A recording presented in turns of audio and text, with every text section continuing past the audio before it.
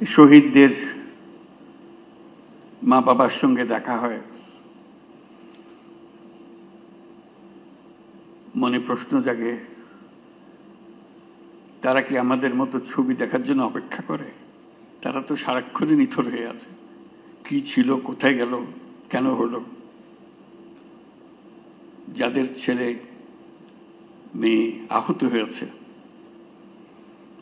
সেই পরিবারের কি অবস্থা?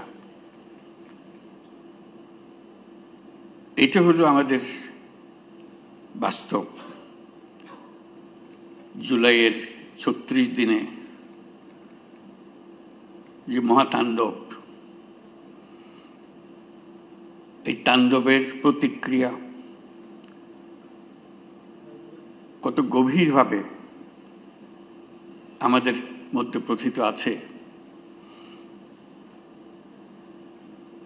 সেটা আমাদের ভবিষ্যৎ নির্ধারণ করবে।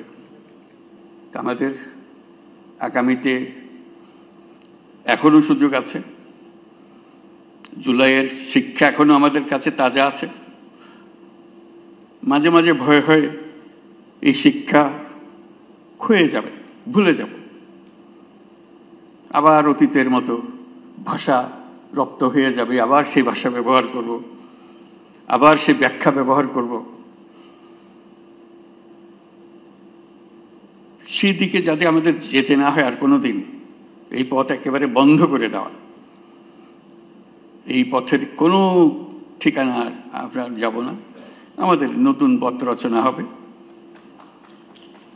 সেই পথের দিকে আমরা যাব, সেই আমাদের কমিটমেন্ট।